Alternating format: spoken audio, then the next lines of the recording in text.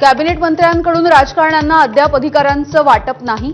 2 वेळा मुख्यमंत्र्यांकडे राज्यमंत्र्यांची लेखी तक्रार। सेनेच्या कोट्यामधल्या मंत्र्यांकडून अधिकार मिळत नसल्याचा दावा। सूत्रांची माहिती। दिवंगत नेते गोपीनाथ मुंडेंची आज पुण्यतिथी। गोपीनाथ गडावरती धनंजय मुंडे सुद्धा उपस्थित राहणार। अनेक दिवसांच्या नंतर सार्वजनिक कार्यक्रमाला उपस्थिती लावणार।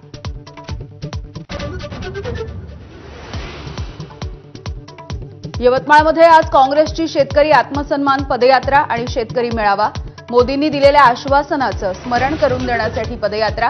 हर्षवर्धन सपकाळ, धानोरकर, माणिकराव ठाकरे, मोघे यांचाही सहभाग। जेसीबी विक्री व्यवहारामधल्या फसवणुकीच्या संदर्भात शशांक आणि लता हगवणेला आज खेड कोर्टामध्ये हजर करणार। निलेश चव्हाणसह राजेंद्र आणि सुशील हगवणेला शिवाजी कोर्टामध्ये हजर केलं जाईल।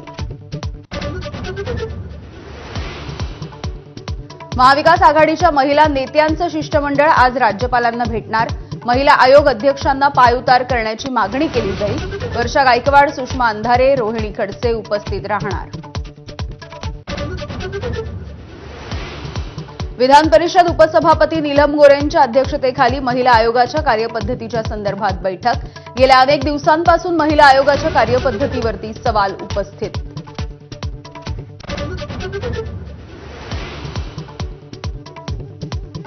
पुण्यामधल्या कृषी विभागाच्या कार्यक्रम पत्रिकेमध्ये माजी कृषी मंत्री शरद पवार यांचं नाव वगळलं। कृषी मंत्री शिवराज सिंग चौहान उपस्थित राहणार। पवार पुण्यामध्ये उपस्थित नसल्याचं कार्यालयाचं स्पष्टीकरण। दिवंगत सरपंच संतोष देशमुख हत्या प्रकरणामध्ये आज सुनावणी। डिजिटल पुराव्यांची मागणी करण्याची शक्यता। वाल्मिक कराडच्या डिस्चार्ज अॅप्लिकेशनवरही म्हणणं मांडण्याची शक्यता। नागपूरमध्ये एबीपी माझाच्या बातमीचा इम्पॅक्ट। शिक्षण सोडण्याच्या तयारीमध्ये असलेल्या तिन्ही राजपूत बहिणींना जात प्रमाणपत्रासह जात वैधता प्रमाणपत्र, तर नागपूरमधल्या 1200 पेक्षा जास्त पारधी विद्यार्थ्यांना जात प्रमाणपत्र। इंडिया आघाडीची आज बैठक। दुपारी 12:30 वाजता पत्रकार परिषद। ऑपरेशन सिंदूरच्या संदर्भात विशेष अधिवेशनाची मागणी। 200 खासदारांच्या सहीचं पत्र पंतप्रधानांकडे केलं सादर।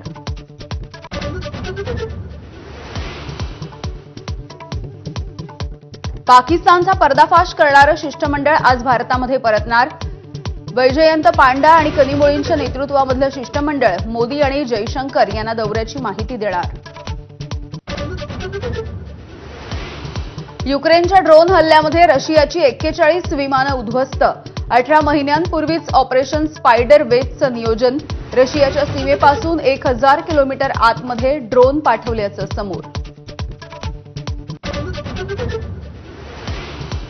आज आयपीएल 2025चा अंतिम सामना। विजेतेपदासाठी पंजाब आणि बंगळुरूमध्ये झुंज। अहमदाबादच्या नरेंद्र मोदी स्टेडियमवरती फायनलचा थरार।